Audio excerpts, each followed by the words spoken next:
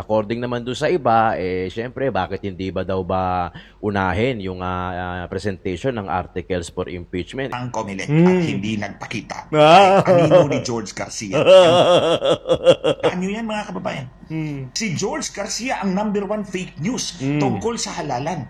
Kaya ikaw, George Garcia, sinungaling ka sa damukal kang sinungaling kang hayop ka. Basahin ninyo yung Basahin niyo kasi. yung laman ng Draft. resolution. Ah. Kasi makita niyo doon kung bakit. Nandun, self-explanatory. Nandun lahat. Nandun Oh, pahiya yung reporter eh. Sir, ang intention nyo po, hindi na maita. Di kami natatakot sa katotohanan. Boses ng masa aming pinapakinggan. Jomalon TV, isu ng bayan. Ating pag-usapan. Tunay na balita, walang kinakampihan. Sumasalamin sa katotohanan lamang para sa mamamayan. Totoo ang laban, hindi puro drama, di rin chismisan. Lahat ng tanong may klarong kasagutan. Kasama ka dito sa diskusyon, boses mo may halaga sa solusyon. Laging alerto, mapagmatsyag, truth ang hanap. Di kami natitinag, walang palusot, walang dayaan. Tunay ang serbisyo, diretsong usapan. Jomalon TV, issue ng bayan. Ating pag-usapan. Tunay na balita, walang kinakampihan. Sumasalamin sa katotohanan lamang para sa mamamayan. Totoo ang laban, walang kulay, walang kampi. Balita, talakayan, katotohanan para sa bayan. Magandang good morning and sa inyo lahat ha.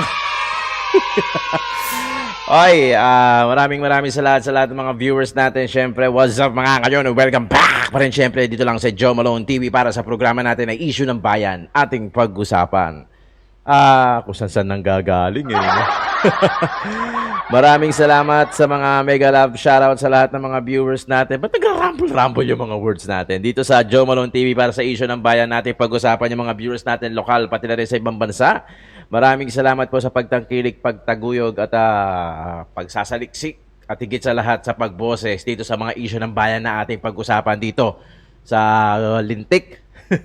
Lintik na gobyerno natin talaga. Oo, ay nako. Yun naman, opinion ko lang. Lintik talaga eh. Anong gagawin ko? Di ba? Shoutout muna natin lahat ng mga viewers natin, yung mga members natin dito sa Joe Malone TV. Meron po tayong join membership dyan. Paki-like and share naman po itong video natin para sa algorithm. Tapos, paki-double check kung nakasubscribe na kayo. Kung hindi pa naman, paki-subscribe na lang. Paki-subscribe na rin yung mga backup channel natin. We have here When Tito Talks. Anything under the sun, pinag-uusapan natin dyan. Para sa mga street food, Tito Jom, Tito ng ina mo. Street food, only seasoning, only rice, only chuchu, lahat nandiyan dyan. Only pop. Paki-subscribe po, okay? Paki-subscribe itong channel natin. Kung hindi pa kayo nakasubscribe, paki-subscribe na lang po. Paki-click yung bell icon. Yung mga backup channel natin, When Tito Talks, pati rin Tito Jom, paki-subscribe na lang din. Alright, thank you so much. Yun ang palambing. Okay, game. Game na natin to. Tingnan nyo kung gaano kapangahas, ha? Tingnan nyo kung gaano kapangahas ito si Raul Manuel, kung paano niya banatan yung mga senador na nagtatrabaho lang din naman, kagaya niya, di ba? Kasi inis na inis sila eh. Inis na inis sila bukod sa hindi na sila nanalo. Inis na inis sila kung bakit naurong na naman yung presentation ng article for impeachment. So naurong, di ba? Anong gagawin natin? Sa tingin ni Senate President o sabi niya according to Senate President, to SP Cheese, sa tingin niya ginagawa naman niya talaga ang trabaho niya at talagang nauusod na nauusod dahil mayroong mga priority na dapat unahin. Well, according naman doon sa iba, syempre, bakit hindi ba daw ba unahin yung presentation ng articles for impeachment? Importante din naman daw yun. So, inis na inis sila. Sa sobrang inis nila, nanggagalaiti sila, at talagang lumalabas. No, alam mo, totoo yun, no? Pagka galit ka talaga, pagka hindi ka masyadong magaling, pag galit ka talaga, talagang magmamanifest sa salita mo, sa kilos mo, sa init ng ulo mo. Tingnan nyo sa ito si Raul Manuel, di ba? O, syempre, ang gusto nila kasi matuloy na kaagad, mailatag na yung impeachment, yung articles, at at the same time, makapag-oath taking na yung mga prosecutor. Urong ng urong, di ba? Urong na urong sa dahilan na hindi natin din alam. Well, sila kasi expert dyan. So, alam nila yung batas, di ba? Alam nila yung batas Alam nila, ginagawa nila yung batas. Ang problema kasi, hindi naman ang problema, kasi talagang malawak kasi yung batas natin. Sa sobrang lawak, kahit ultimo yung mga attorney, alam mo yun? Iba, ganun ang sinasabi. Yung iba, ganun ang sinasabi. So, hindi mo tuloy alam kung sino papaniwala mo. Di ba? Pero syempre, nandiyan dyan na yan di ba? Tingnan mo kung gaano kapangahas Tingnan mo kung gaano kapangahas itong statement ni Raul. Si Raul. Kung paano niya alam mo yan? Banatan yung Senado, okay? Yes. Sobrang nakakahiya bilang isang Pilipino na may grabe, ganito tayong mga senador na nag-a-attempt na i-dismiss na lang ang impeachment, yung articles of impeachment na nakarating sa kanila. With all due respect, we remind all senators na bahagi ng pag-take nila ng posisyon ay yung pagtackle lang kahit anong articles of impeachment na lalanding sa kanila. In the first place, kung hindi pala sila handa kasi mas gusto nilang i-prioritize yung political convenience or accommodation, in the first place, ba't nila kinuha yung posisyon? Ba't sila tumakbo? Ba't sila umupo? They have to review their functions and their mandate kasi hindi pwedeng mamimili sila aling functions lang yung kanilang gagampanan based sa kung ano lang yung convenient para sa kanila. So, kung dadating sa punto na isasalang in the first place ng Senado yung ganun at merong magpo-forward talaga, sobrang nakakahiya on their part. Mga senators, according to Raul Manuel, paki-review yung mandate nyo at saka yung functions nyo. In short, paki-review yung job description nyo. Diba? Yun ang mapangahas. Diba? Kasi nanggagalaiti dahil ang nasa likod kasi ng dismissal, ng impeachment, walang iba kundi si Senator Bato. Galing sa opisina niya. Wala raw kinalaman si VP Inday Sara dito. So, doon sila nanggagalaiti. So, yun yung parang sinasabihan ni Raul na hindi naman niya pinangalanan. Pero syempre, alam naman natin kung sino yung nasa likod ng dismissal, ng impeachment. Walang iba kundi si Bato de la Rosa. And at the same time, syempre, may mga katulong yan. Hindi naman nagtatrabaho na mag-isa yan. O syempre, damay-damay na lahat yan kung sino man yan. O, diba? Ganun, kalupit. O, ang mga salitang binitawan ni Congressman Raul Manuel. Ano pa yan di pa sila sa June 30 pa kasi yung 20th Congress. So, meron pa silang TRICOM kaya kahapon, may TRICOM pa. O, eto kasi yung statement naman ni Bato kahapon.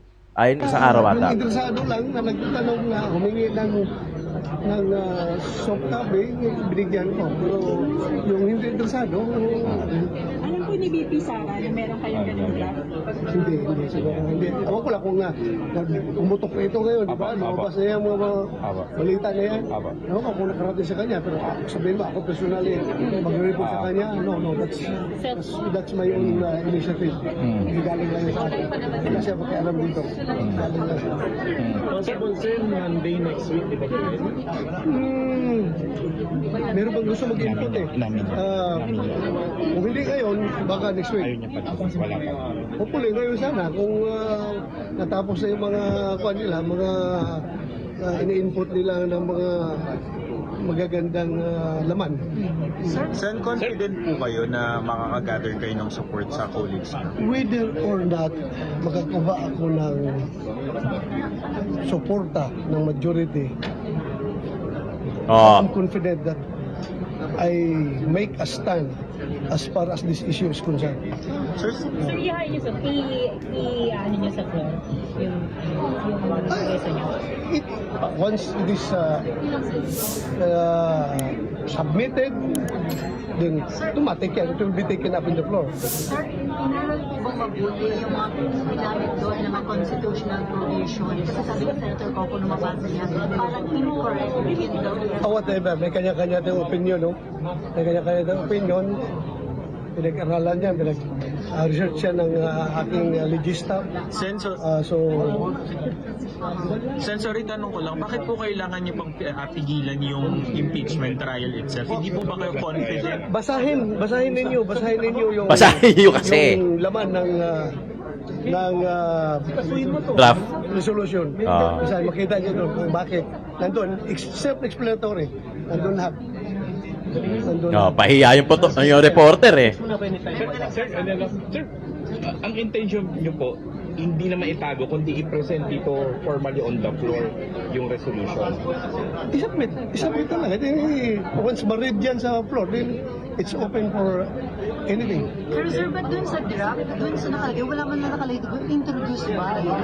Wala man lang nakalagay na author, sino man nag-introduce ng resolution. Draft pa nga eh. Walang nakalagay. Lalabas din yan kung sino mag-introduce dahil pag may final draft na. Kasi draft pa nga. Draft nga eh. Ano magiging main author nun, sir? Correct. Yun na. So sino na yung mga initially nag-express ng intention to support the resolution? Marami na. Marami na. So hintayin ko na lang. May numbers na po kayo, sir? May number na. Pero hindi ko pa masabi kung... Siyempre. Basta may number na. So you're confident Numbers naman is from 0 to 24. Di ba? Tama naman. 0 to 24. Sir, confident kayo na ma-adapt yung resolution? As I've said, I'm not hoping na ma-adapt. Maganda kung ma-adapt, di ba? Basta at least for this particular issue, for this particular situation, I made a stand. Anong dapat? That is in support to, of course, Senator Tolentino's manifestation on the floor the other day, kahapon? The other day? Monday. So, mayroon na siyang manifestation na ginawa, kaya gumawa tayo ng resolution to support his manifestation. Yeah. Ang galing, no? Kaya naaasar tuloy si Raul Manuel dito eh, no? Ang galing, kanya-kanya. Ano mo, nakikita ko dito tuloy naman na yung impeachment eh. Tuloy na, okay? So tuloy na. Kumbaga ang main goal nila is labanan.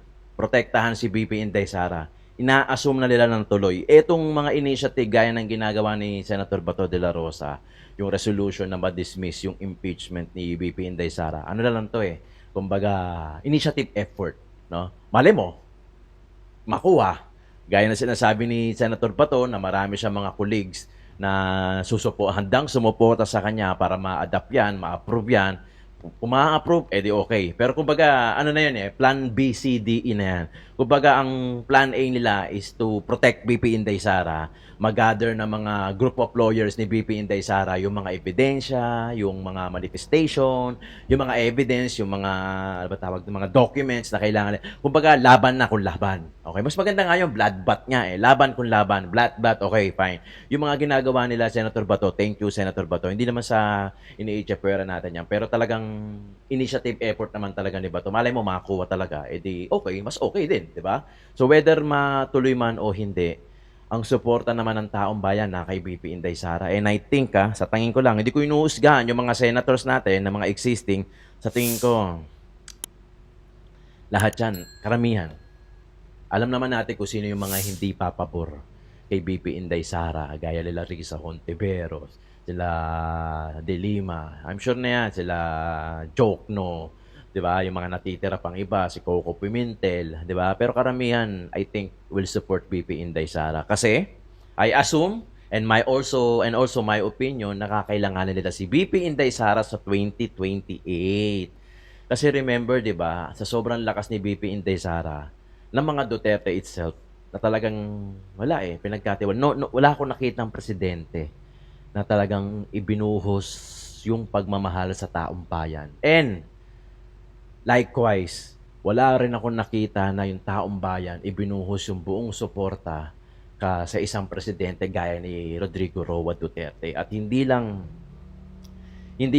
mga nasa Pilipinas, even yung lalo-lalo na yung mga OFW na nasa ibang bansa nagtatrabaho. Did you know how much they risk yung hanap buhay nila, yung buhay nila, masuportahan lang nila si BP Inday Sara at pati na rin si Tatay Digong. Sabi ko nga, 'di ba, noon pa lang sinasabi ko, one common denominator kung bakit naglalabas yung mga tao at sumisigaw ng Duterte. One common denominator is pagmamahal. One word, pagmamahal. Wala nang iba.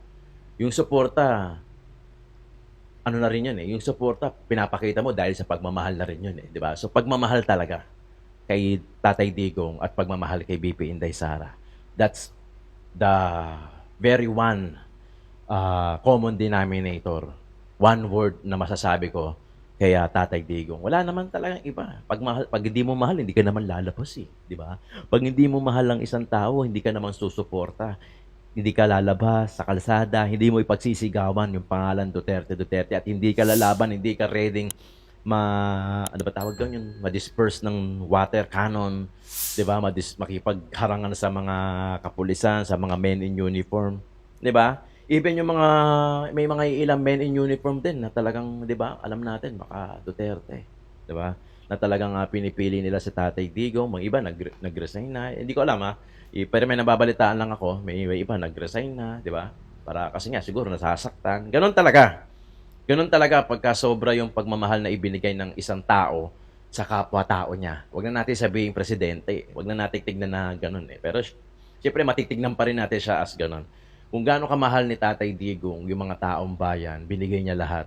Naging safe tayo na yung mga build projects ni Tatay Digong, yung mga 10 years na passport niyan, etc., mga driver's license, pinagaang yung buhay natin dahil nakatipid tayo kahit papano. Ito na lang talaga yung balik natin kay Tatay Digong. Kaya tinan mo, nagkakanda humayaw sila. Si Raul Manuel, nasisira ng ang kumpiyansa kay Senator Bato de la Rosa at sa mga senador na pumipigil at hindi naman pumipigil, no? Talagang ginagawa nila yung trabaho nila. Ganun na lang natin tignan. Si Senate President Chis Escudero, regardless kung nasa kaliwa man siya o nasa kanan o nasa gitna o may sarili siyang paninindigan, siguro sabi niya, ginawa daw niya yung trabaho niya, di ba? Okay, maniniwala naman tayo dyan, di ba? Alam niyo naman kung ano ang totoo. Pero syempre, lahat ng mga bumatikos kay BP Inday Sara, lahat yan nakatatak na kay Bato at nakatatak na rin kay BP Inday Sara. Wait until you see.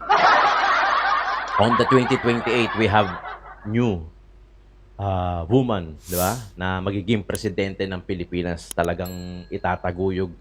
Yun lang ako, ang tingin ko, yun na eh. Ang tingin ko, excited na ako sa 2028 eh. Pero syempre, kailangan muna nating hakbangan itong impeachment trial. Wala eh. Kailangan natin daanan, suubin, butasan yung aspile para makalusot yung sinulid. Magbutas ng, karayom, may butas na yung karayom. So, aspile, butasin, ramdamin, suotin, labanan yung impeachment trial patungo sa 2028. Yun yung real battle. Pero kung kumbaga preamble pa lang itong impeachment trial, di ba? Pero syempre, 19th Congress pa din naman at naimbitahan nga si Atty. Glenn Chong sa Tri Committee at ito ang kanyang obserbasyon. Panoorin natin, Atty. Glenn. Update ko lang po ito sa Kahapon TRICOM yan, hearing namin kanina. Actually, hindi ko po alam kung bakit talaga ako iniimbita ng TRICOM sa mga hearings po nila. Gayong napapatunayan ko po naman na hindi talaga fake news ang issue ng dayaan ng halalan sa pamumuno ni George Garcia, ang sindikato ng COMELEC. Okay, paulit-ulit kong sinasabi yan. Sindikato. At ngayong araw, mga kababayan, pinapatunayan ko uli sa inyo. Actually, kanina pang alas 12 ng tanghali, nagre-raise na ako ng kamay. I think I raised my hand 5 times bago ako ni-recognize ni Congressman Dan Fernandez. So, 5 beses na akong nag-raise. Alas 12 pa, nagre-raise na ako ng kamay. Gusto kong magsalita. At gusto kong patunayan uli sa inyong lahat, mga kababayan. Actually, nung dumating ako doon, dumating ako actually 30 minutes earlier than 10 o'clock kasi 10 o'clock yung hearing. At hinanap ko agad yung representative ng COMELEC. Yan. Kasi gusto ko makita kung sino ang ipapadala nila. And true enough, natakot ang COMELEC at hindi nagpakita. Ah. Anino ni George Garcia. Ano yan mga kababayan? Ang lakas mo, Torning. Wala ni numan sa COMELEC Naduwag. Naduwag kay Glenn. ay lakas ng loob na Kahit- sumipot Oo. at magpakita at sagutin ako. Representative. So, as kahit early as representative, 12 o'clock, wala. Nagre-raise na po ako ng kamay 5 times until tinawag ako mga around 3 o'clock na yata yun eh. And I thank Chairman Dan Fernandez for giving me the opportunity to speak. So sa mga sumubaybay po, nakita po ninyo, actually hindi po matagal yung pagsalita ko because gusto kong may magtanong. Ayokong i-occupy lahat ng time. So una tama. sinabi ko na itong comment ko, connected ito sa tanong ni Congressman Acop, ni Congresswoman Castro, ni Congresswoman Roman. So ang suggestion ko actually mga kababayan, sinabi ko nga ang issue ko ay dayaan sa halalan. Hindi naman po ako kinakasuhan either ni COMELEC o ni Smartmatic. Wala pong nangahas na magkaso sa akin. So yan, patunay ko yan sa inyo. Mga kababayan, Lupit. patunay ko yan sa inyo na walang nangahas magkaso sa akin dahil alam nila may ebidensya akong hawak sa kanila. Pero yung kay Respicio, no? Samdamakmak na kaso ang ginawa ni Garcia, pero kay Atty. Glenn, hindi nila makakasuhan. So hindi nila ako kayang kontrahin. Yan. So sinabi ko na dapat Lupit mo. merong body na magdi-decide between the protagonists. Kung ang gobyerno, like tulad ni COMELEC, magsasabihin ni COMELEC, fake news si Glenn Chong, and then I should be given the opportunity to defend myself. O ito, hindi ano yan, hindi Fake news. hindi fake news yan. O may mga patay gutom pala ritong mga may mga patay gutom ditong mga trolls eh. Ito yung dapat yung mga fake news na tinatanggal. Anyway, sige, pabayaan muna natin yan. Hindi tayo dapat ma-ano dyan, ma-distracted dyan. Yes. Anyway, sa mga kababayan natin, sa mga positive comment, maraming salamat po. So sinabi ko, dapat merong body, kasi may tanong na isa ang congressman doon, si Congresswoman Castro, paano kung ang gobyerno ang nagpapakalat ng fake news? Which is true in this case. Si George Garcia ang number 1 fake news tungkol sa halalan.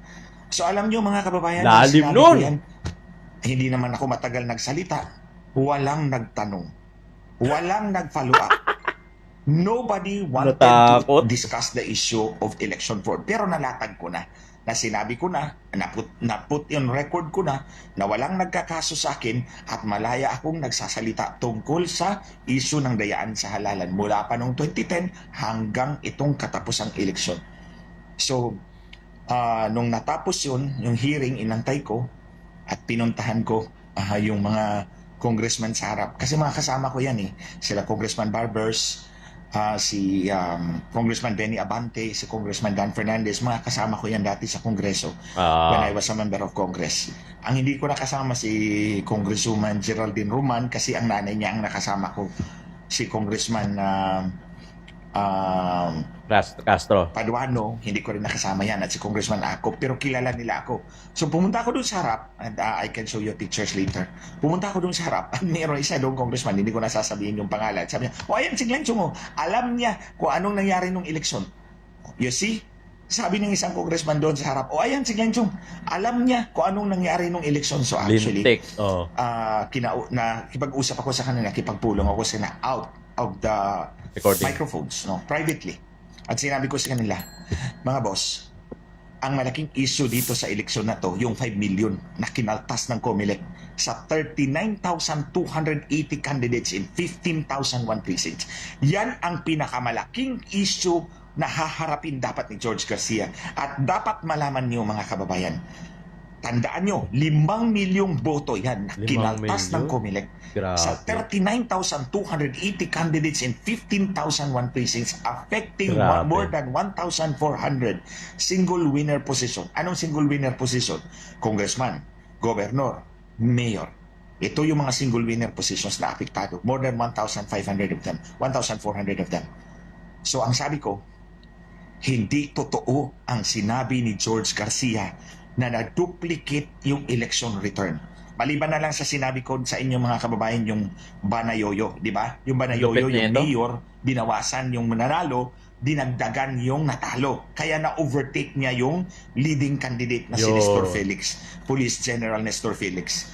Yan yung matibay na ebidensya mga kababayan na napakita ko na pero gagawa akong video about that. Yung leading candidate binawasan ng 501 votes.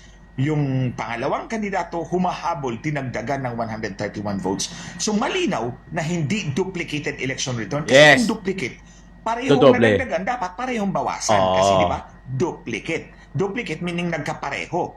So pareho yung resulta. So dapat yung dalawang kandidato na yon, dadagdagan sila ng boto, Babawasan din. Dapat. Bakit yung isa binawasan, yung isa dinagdagan? Dagdag bawas yun. Yung binawas sa isa, yung isa binawasan, dinagdagan 131. Pero ito, yung hindi ko pa nasabi sa inyo. Bago to. Pag sinuri ninyo yung transmission data, lahat ng election return na nagdobli-dobli doon sa server, nire-reject actually ng server. Walang chance na mag-duplicate yung Yun. election return. Kaya ikaw, George Garcia, sinungaling ka, sadamukal ka, sinungaling kang hayop ka. Galing. Pag nakuha ko na yung election Yari ka transmission records, ilalabas natin yun. Ilalabas natin yun. Na may capability ang makina na i-reject yung nagdobli-dobling transmission. Actually, meron nga dun iba eh. Yung makina nagtatransmit 200 times. Walang pero nire-reject. nire-reject lahat yun ng makina kasi nakatanggap na siya ng isa. Yes. So hindi totoo yung sinabi ni George Garcia Nado-duplicate. na nag-duplicate yung election return. Walang Katarantaduan. chance na mag-duplicate yung election return kasi nire-reject ng makina. Kahit ilang kapang transmission attempts ang ginamit ng Galing. makina, nire-reject ng makina pag meron na siyang natanggap na isa. Pucha, kahit ako, hindi ko babanggayin to si Atty. Glenn. Ang galing eh. Di ba? I mean, sigurado siya sa sinasabi niya. And I'm sure naman na lahat ng attorney, most siguro, na hindi yan magsasalita pag alam nilang delikado sila. Di ba? Ano lang yun, kahit hindi ka nga attorney, di ba? Kahit ka nga simpleng podcaster, simpleng vlogger ka, hindi ka magsasalita na alam mong delikado ka. Hindi ka magsasalita na alam mong wala kang gathered information o gathered data na may kasinungalingan yung sinasabi mo. Hindi ka mapangahas na magsasalita. Di ba? So hindi posible na nagdubli yung election return. Kaya nga may ebidensya sa Banayoyo, yung isa binawasan, yung isa dinagdagan. Inconsistent sa palusot ni George Garcia. Kaya ikaw, George Garcia, at it's understandable mga kababayan, hindi talaga sasagot ang COMELEC kapag ako ang nagsasalita. Nobody Masusupal pala. dares to hold the bull by its horn. Yan ang malinaw. At yan ang pinapatunayan ko sa inyo ngayong araw na to. Kahit saang lupalop tayo kami maghaharap, kahit anong oras, anong okasyon, anong panahon, I will be there and I will speak. And nobody will dare to stop me or contradict me. Tingnan nyo yan ngayon. Kinontradict ba ako? Hindi. Malaya akong napasok sa records, official records ng TRICOM hearing. Ang gusto kong ipasok. Ang gusto kong ideyang ipasok. O sinabi ko rin, pinatanggal ako ng COMELEC sa Facebook. Nilabanan ko. Umabot kami sa Amerika. Abogado nila ang kausap ko. Binalik nila ako. Because napatunayan ko na hindi fake news ang dayaan sa halalan. Oh. So ngayon pinapatunayan ko yan sa inyo mga kababayan. Hindi ko kayo bubudulin sa Yes. isyu ng dayaan sa Galing. halalan. Totoo ang issue ng dayaan sa halalan. Itong 5 million votes, hindi totoo ang explanation ni George Garcia. Hindi totoo ang palusot ni George Garcia. Dahil ang makina ay may kakayahan na i-reject ang multiple transmissions mula sa automated seating machines. Meron pang isang bagay. Pero hindi ko pa sasabihin ngayon kasi kung sasabihin ko na, makapag-prepare ang COMELEC ng another palusot. Doon na tayo kung merong investigasyon sa Senado o sa Kongreso. Kasi yun ang igigiit natin ngayon. Mag-imbestiga kayo. At doon ko ilalabas yung pangalawang circumstance Grabe. na pwede kong sabihin talaga na Si George Garcia, numero 1 sinungaling. Ito yung utak ng sindikato dyan sa Comelec, sa Pandaraya. Galing! So alam niyo yung sinabi ko yan sa mga kaibigan kong congressman doon sa harap after the hearing and out of Nag-meeting. the microphone. Ang sabi nga nila, baguhin nga natin yung election system natin. So sabi ko sa kanila, mga boss, suportahan niyo naman yung panawagan namin na mag-hybrid na tayo. Yan. Actually, naintindihan nila eh. Kasi sabihin sa, yung manual voting, manual counting, automated yung transmission. Sabi ko, yes, yun ang dapat. Wala nang makakapandaya. And it's not fair na binuhos nyo lahat ng effort ninyo to campaign tapos tatalunin lang kayo dahil dinaya kayo. So, that's a good development. At least naiintindihan ng mga kaibigan kong congressman kung ano yung hybrid election system. Ito yung manual voting, manual counting, and then automated transmission. Bakit ganun? Kasi, Para mabilis, automated yung transmission galing sa mga kanya-kanyang precinct. Pero yung pagbilang is manual. Hybrid tawag doon. dapat natin bilangin ang boto sa harap ng publiko Yes. para walang Yes. makakapandaya. Kasi ngayon, ang daya nasa loob ng makina. Di baling matagal. Di baling matagal yung bilangan basta walang dayaan. Kaysa naman malalaman mo nga kung sino nanalo dahil sa bilis ng resulta, dahil sa advance ng technology na yan. Yung problema, pwedeng nagkakadayaan na. Yung sinasabi ni Atty. Glenn, nasa loob ng machine yung daya. Tapos i-transmit mo automated para hindi manakaw ang ballot box along the way papunta sa munisipyo. Yes. Kasi yun yung time na nanakawin eh. Travel time, Nanakawin yung ballot box, papalitan yung balota, papalitan yung election return, pagdating doon, o Panalo. buburahin. Pag ninakaw na yung ballot box, yung 100 votes ko, binura na yung, in-snowpick na yung 1 at 0, 0 na si Glenn Chong pagdating doon sa munisipyo. Madali lang. So kaya dapat automated yung transmission, Transmission. para walang makapandaya. So, Pero yung bilangan, I'm manual. happy that yung mga kaibigan congressman, they understand that the importance na kailangan natin baguhin yung election system natin para Yeah. walang makapandaya. Pangunahan mo na, Atty. Yun lang ang update ko sa inyo mga Yeah. kababayan. Galing. Muli, pinapatunayan ko sa inyo na kapag ako nagsasalita tungkol sa issue ng dayaan, lahat ng kalaban ko walang masabi. Walang masasabi, walang kumukontra. Kahit pa si George Garcia. Kaya nga, hinahamon ko tong hayop na to eh. Yung tong mandaraya na tong George Garcia na to, hinahamon ko to eh. Imagine, hinahamon na kita publicly, ayaw mo pa akong kasuhan. Bakit? Dahil may ebidensya ako. At Galing. ipapakita ko yan. Oh, Tapos siya kasi pag ginawa niya yan, Atty. Tapos si Comelec Garcia Hindi ako dyan. ganito katapang mga kababayan. Yes. Alam kong gumagawa-gawa lang ako ng Yes. istorya. Oh. O matapang ako dahil alam ko ang katotohanan and I hold the truth. I have the evidence. So maniwala kayo sa akin. Galing. Magkaisa tayo na baguhin natin yung election system natin. Yeah, sa Yung isang 2028. sistema na hindi tayo madadaya. At ito lang yung hybrid election system. So, i-post ko ulit yun, ipakakat ko lang yung portion na sinabi ko and then i-post ko yun separately. Ito, update ko lang to sa inyo. Pinapatunayan ko sa inyo na kapag ako nagsalita tungkol sa isyu ng dayaan, walang may kayang kumontra. Sarap, Wala ni isa sa kanila. sarap maging Dahil kaibigan totoo lahat nito. ang sinasabi ko. Sa mga sumusubaybay po sa akin, sa mga Thank you, sumusuporta po Atty. sa akin, taos puso po ako nagpapasalamat sa inyong lahat. I'm not here kung wala po kayo. Galing. Yung pag-share po ninyo, pag-view po ninyo nito, ng mga videos na to, malaking tulong po yan. So, maraming salamat. Ito naman mga trolls, pasalamat nga kayo eh. May lumalaban para mabago Yes. yung sistema natin. Kung Yes. hindi patuloy kayo Wala na. Oo. Dadayain. mamumuhay sa paghihirap na kailangan nyo maging trolls. Walang dignidad. So mag-isip-isip kayo. We are not enemies. Ang enemy natin si George Garcia. Yes. Ang enemy natin yung sindikato sa Comelec na dumadaya sa kinabukasan ng ating mga anak. Dumadaya sa kinabukasan mo, sa kinabukasan ko. Muli, maraming salamat po sa inyong lahat. Galing. For those driving in Metro Manila, so traffic, maulan, magulo ang daan, keep safe because your family is waiting for you. Drive safely. Muli, magandang gabi po sa inyong lahat. Maraming salamat. Thank you, Atty. Glenn Cheng. At least kahit papano, alam natin, nakakampi natin itong si Atty. Ang sarap mong maging kaibigan. Mag-i-email ako sa iyo. Sana ma-receive mo, mabasa mo. Salamat, Atty. At sinusuportahan mo yung taong bayan. isinisiwalat mo based doon sa mga evidence mo na talagang may dayaan. At kasi kami, through observation, alam naman namin may dayaan.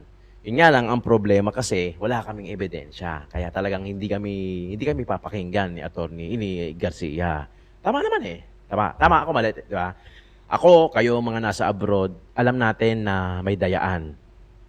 Pero hindi natin mapuproof yan kasi wala naman tayong ebidensya. Unlike Attorney Glenn, meron siyang ebidensya at kaya niyang i-prove. Kasi tayo observation. Lagi ko sinasabi yan, tayo observation lang kasi tayo yung hindi expert sa politics.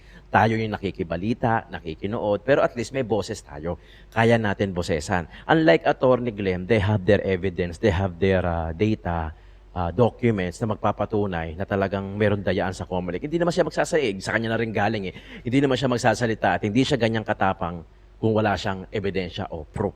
Diba? Kaya salamat Attorney Cheng at merong dalawa kayo ni Respicio actually na talagang bumabanat dyan sa kay Garcia na yan. Ang galing no, kanya-kanya no. Si Bato sa resolution, eto sa sila Respicio, si Glenn sa dayaan sa COMELEC, di ba? Kawawang Pilipinas kung walang Attorney Glenn Respicio na magtatanggol doon, bababanat doon sa COMELEC at isisiwalat na meron talagang dayaan, di kaya pala nilang palalunin kahit hindi tumatakbo. Kaya nakakapagtaka eh, di ba? Nakakapagtaka kung saan kinuha yung boto ni Bam at saka ni Kiko at kung paano nanalo si Congressman Joel Chua sa District 3.